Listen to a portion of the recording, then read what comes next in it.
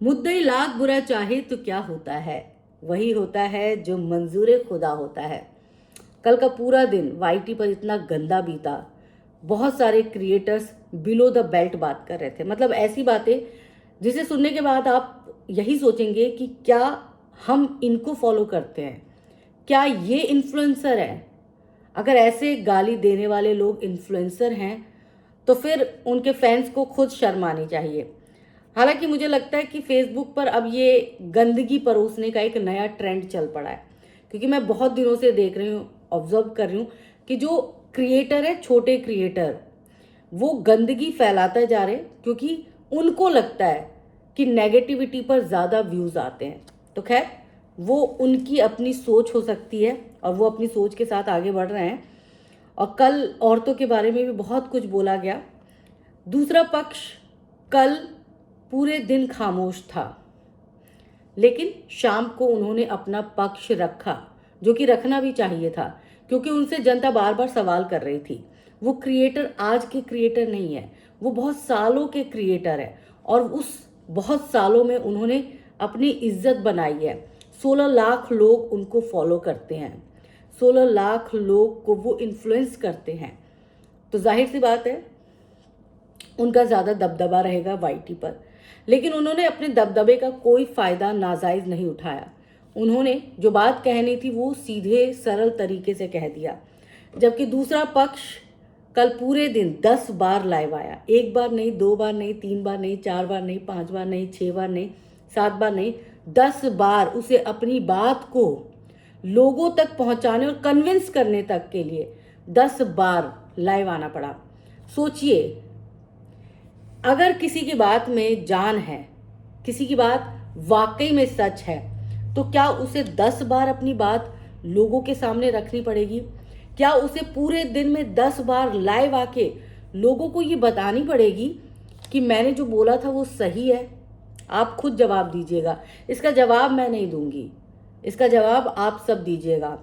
और please, below the belt जो भी होगा वो इस चैनल से दूर रहे, क्योंकि ये चैनल बहुत ही गरिमा के साथ बनाया गया है और यहाँ पे गरिमामय लोग ही कमेंट कर सकते हैं। बिलो द बेल्ट वाले लोग इस चैनल से दूर रहें, कि क्योंकि हम आपके स्तर पर जा नहीं सकते। आप हमारे स्तर पर आने की कोशिश करेंगे नहीं और हम आपके स्तर पर जा नहीं पाएंगे। हमसे गाली गलौज, गंदगी परोसी नहीं जाएगी तो हम उस लेवल की बात नहीं करेंगे। दूसरा पक्ष यानी कि सरिता जेठी जो, उनसे सवाल पूछे जा रहे थे कि क्या वो वीडियो जो वायरल हुई थी वो आपको किसने दी थी वीडियो। पहला सवाल यही था कि किसने आपको वो वीडियो प्रोवाइड करवाई थी, और दूसरा सवाल ये था कि क्या उस वीडियो को आपने वायरल किया था।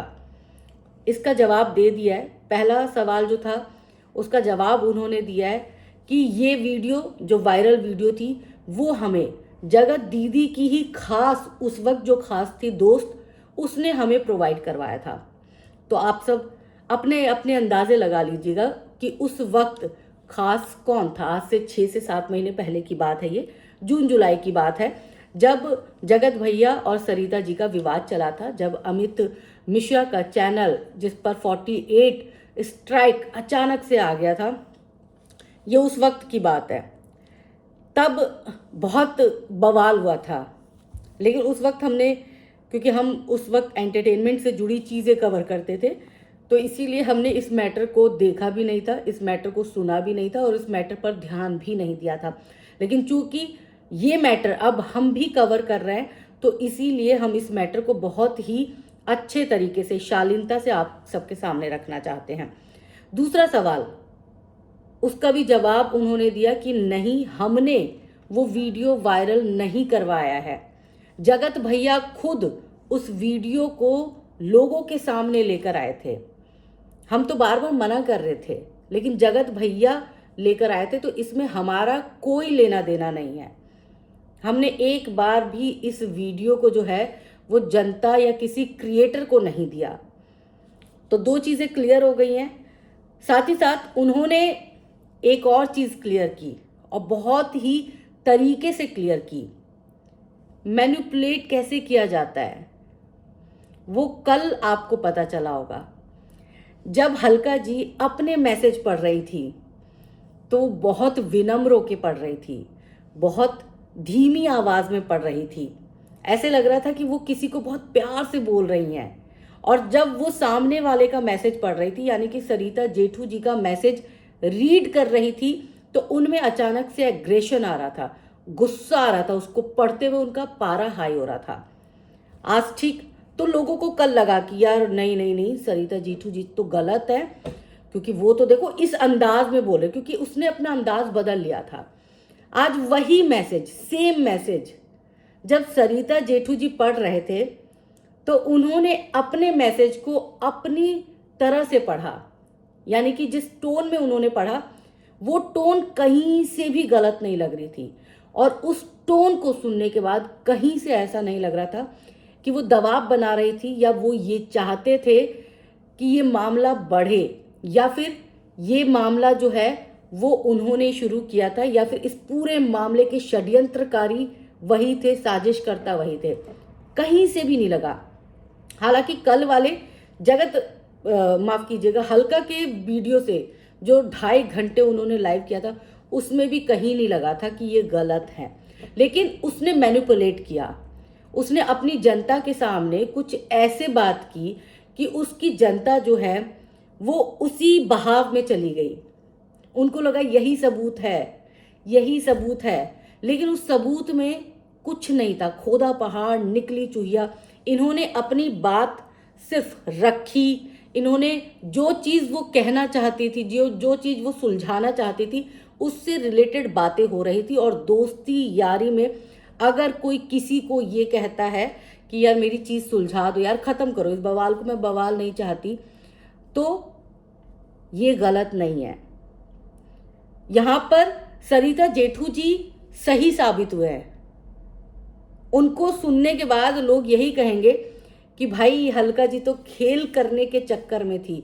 और वो एग्रेशन में ये भूल जाती है, गुस्से में वो भूल जाती हैं कि मेरे पास जो सबूत है वो क्या इनफ है, क्या सामने वाले को वो गलत साबित कर सकते हैं। क्योंकि उनके दिमाग में ये रहता है कि ये सबूत इनफ है, इस सबूत के दम पर मैं सामने वाले को जेल भिजवा दूंगी।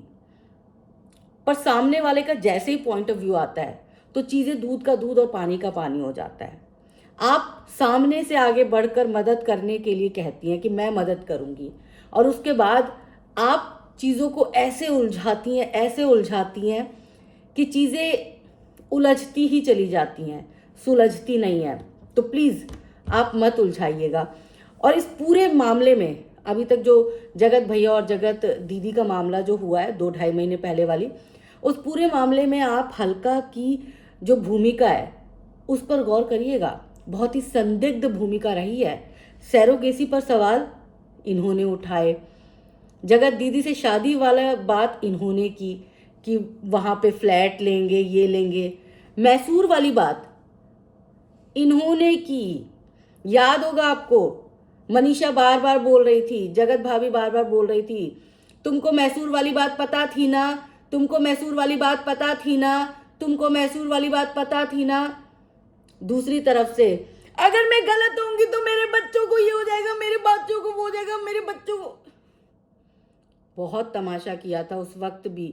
और उसी वक्त जनता तो खैर इनके बारे में जानती है, उसी वक्त मैंने इनको जब देखा था ना, और जब इन्होंने अपने बच्चों की कसम खाई थी, तो मैं समझ गई थी कि ये गुस्से में कुछ भी कर सकती हैं। इनको अपने गुस्से को कंट्रोल करने की ज़रूरत है, जो बहुत ज़रूरी है लाइफ में।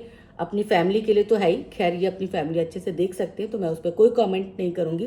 बट मैं ये बोलूँगी कि आप जब भी किसी को गलत साबित करती हैं तो उससे पहले आईना देखें, खुद के अंदर झांकें कि आपने कहाँ गलती की है। आप दूसरों के घर में घुसती ही क्यों है?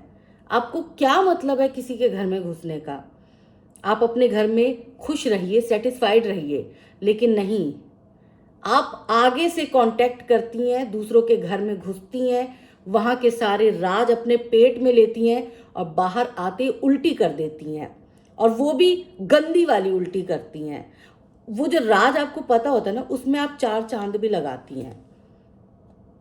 तो बस आपके इसी 4 चांद लगाने के उसमें एक बार फिर से सरिता जेठू जी तो पाक साफ निकल गए, लेकिन आप फिर से घर फोड़ू का खिताब लेके निकली हैं।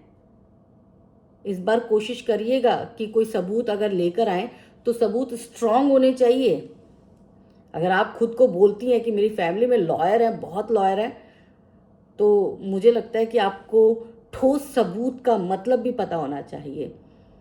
मौखिक कुछ नहीं होता, लिखित बहुत कुछ होता है। और लिखित में भी मैं तेरे घर आया, तेरे घर मिलने आया, ये नहीं होता। लिखित में भी प्रूफ होने चाहिए। लिखित में आम बोलचाल की भाषा नहीं होनी चाहिए जो कि आप यूज करती हैं।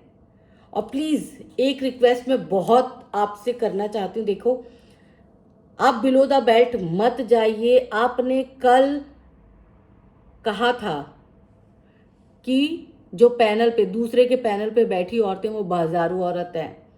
आपने ये बात कही थी, वो बात मेरे दिमाग में छप गई है। वो इमेज, मतलब जो इमेज मेरी आपके लिए अपने दिमाग में थी, आप सोचिए वो कहाँ गई होगी। मतलब आप सोच भी नहीं सकती कि मैं आपके बारे में कितना, मतलब कितना मेरे को गंदा फील हो रहा है। और मुझे ऐसा लग रहा है कि आप इतनी बिलो द बेल्ट जाती हैं, आप गई थी आप, लेकिन इतनी नीचे जाएंगी मुझे ये नहीं पता था। मत करिए, अपने फैंस के साथ भी खिलवाड़ मत करिए। अपने फैंस को मेरे लाइफ से दूर रखिएगा, क्योंकि मेरे लाइफ पर हम पारिवारिक बातें करते हैं। आपके फैंस आप ही की भाषा में बात करते हैं, गंदगी मचाने आते हैं, जिनको मैं मुंह तोड़ जवाब देती हूँ, पर मुझे आपके फैंस को जवाब देना भी बिलो द बेल्ट ही लगता है।